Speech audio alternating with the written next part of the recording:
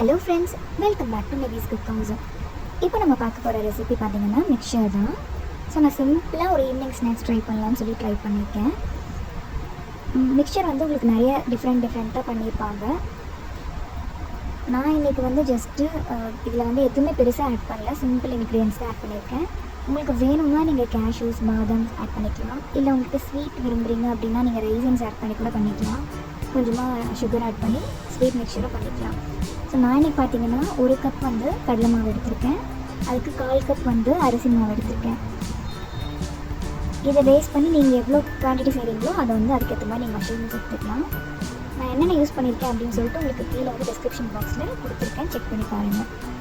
இதில் வந்து நான் கொஞ்சமாக சால்ட்டு, கொஞ்சமாக வந்து பெருங்காயத்தூள், கொஞ்சமாக மஞ்சள் தூள், அதுக்கப்புறமா ஓமம் வந்து ஊற வச்சுருக்கேன். அது தண்ணியை மட்டும் வடிகட்டி எடுத்துக்கிறேன். இது கூடவே வந்து கொஞ்சமாக பட்டர் ஆட் பண்ணிவிட்டு ஃபஸ்ட்டு நல்லா பசஞ்சிக்கலாம். இது எல்லாமே நல்லா மிக்ஸ் ஆனதுக்கப்புறமா நம்ம தேவையான அளவுக்கு தண்ணி ஊற்றிட்டு ஒரு சப்பாத்தி மாவு பதத்துக்குனா கொஞ்சம் இலகுன மாதிரி, ஏன்னா அப்போ தான் நமக்கு புழியறதுக்கு ஈஸியாக இருக்கும். ஸோ அதனால் அதுக்கேற்ற மாதிரி நம்ம பசஞ்சு எடுத்துக்கலாம். இது உங்களுக்கு வந்து மிக்சர் வந்து எப்படி வேணுன்றது உங்களுக்கு ஓமப்படி பண்ணணும்னா நம்ம வந்து இடியாப்பம் ஆச்சி யூஸ் பண்ணி நல்லா மெலிசாக புழிஞ்சு எடுத்துக்கலாம். நான் ரெண்டுமே இன்றைக்கி பண்ணுறேன். ஸோ அதனால் ஃபஸ்ட்டு நான் வந்து கொஞ்சம் பெரிய ஆச்சி எடுத்துருக்கேன். கொஞ்சம் பெரிய ஆச்சி எடுத்துகிட்டு இது எண்ணெய் சூடாகிறதுக்கப்புறமா எண்ணெயில் புழிஞ்சுட்டுக்கலாம். நம்ம மிக்சியில் ஆட் பண்ணுற எல்லாமே வந்து நம்ம ஃப்ரை பண்ணி தான் எடுத்துக்கணும். நல்லா கிறிஸ்பியாக ஃப்ரை ஆகிற வரைக்கும் ஃப்ரை பண்ணி எடுத்துக்கணும்.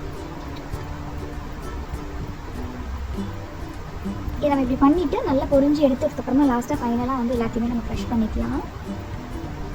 இதில் நான் பார்த்திங்கன்னா இன்றைக்கி வந்து சேவு, அதுக்கப்புறமா வந்து வேர்க்கடலை, கடலைப்பருப்பு, அவல், பொட்டுக்கடலை, கருவேப்பிலை இதெல்லாமே ஆட் பண்ணி பண்ண போகிறேன். நான் வந்து இதில் பூந்தி கூட பண்ணல. நீங்கள் பூந்தி வேணுன்னா உங்களுக்கு கடலை மாவில் வந்து மஞ்சள் தூள், உப்பு இதெல்லாம் மிக்ஸ் பண்ணி கொஞ்சம் தண்ணியாக எடுத்துக்கிட்டு நீங்கள் வந்து எண்ணெயில் ஜல்லிக்கரண்டி வச்சு புழிஞ்சு விட்டுட்டிங்கன்னா உங்களுக்கு அந்த ட்ராப்பாக வந்து விழுந்துடும். ஸோ அது மாதிரி நீங்கள் பண்ணி எடுத்துக்கலாம்.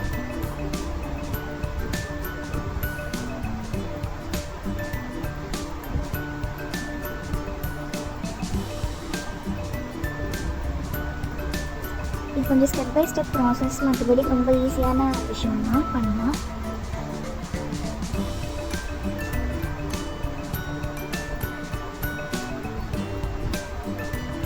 நம்ம வீட்லேயே பண்ணுறதுனால நமக்கு ஏற்ற மாதிரி இதை ஸ்பைஸ் ஆட் பண்ணி பண்ணலாம். கிட்ஸ் வந்து விரும்பி சாப்பிடுவாங்க.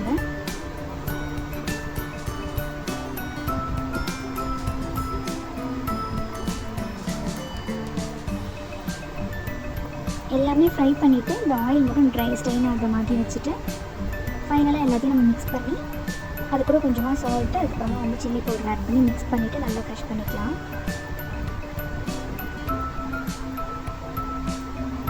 ஸோ நெக்ஸ்ட் வந்து நான் பொட்டுக்கல் ஆட் பண்ணியிருக்கேன். இது ஆட் பண்ணுற ஆல்ரெடி சொன்ன மாதிரி தான் ஆட் பண்ணுற எல்லா இன்க்ரீடியன்ஸும் நம்ம வந்து பொரிச்சு எடுத்துக்கணும். அதுக்கப்புறமா அவல்,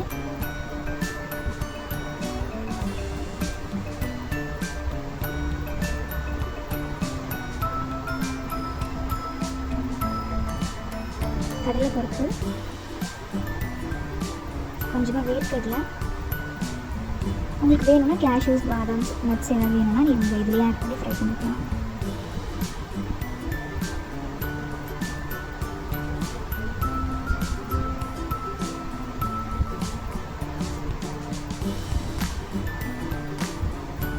தேவையான அளவுக்கு உப்பு சேர்த்துக்கோங்க. உங்களுக்கு தேவையான அளவுக்கு நீங்கள் காரம் சேர்த்துக்கோங்க. இதை ஆட் பண்ணிவிட்டு நல்லா மிக்ஸ் பண்ணிவிட்டு நீங்கள் கையால் நல்லா வந்து க்ரஷ் பண்ணி எடுத்துக்கோங்க.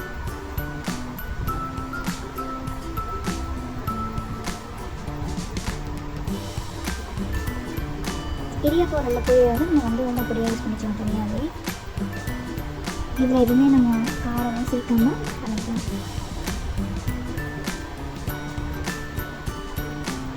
அவ்வளோதான் ஃப்ரெண்ட்ஸ், ஒரு சிம்பிளான ஈஸியான ஸ்நாக்ஸு. கண்டிப்பாக நீங்கள் வீட்டில் ட்ரை பண்ணி பாருங்கள். ட்ரை பண்ணி பார்த்துட்டு எப்படி வந்துச்சுன்னு சொல்லி கமெண்ட் பண்ணுங்கள். இந்த வீடியோ உங்களுக்கு பிடிச்சிருந்துச்சுன்னா லைக் பண்ணுங்கள், ஷேர் பண்ணுங்கள், கமெண்ட் பண்ணுங்கள், மறக்காமல் சப்ஸ்கிரைப் பண்ணுங்கள். தேங்க்ஸ் ஃபார் வாட்சிங்.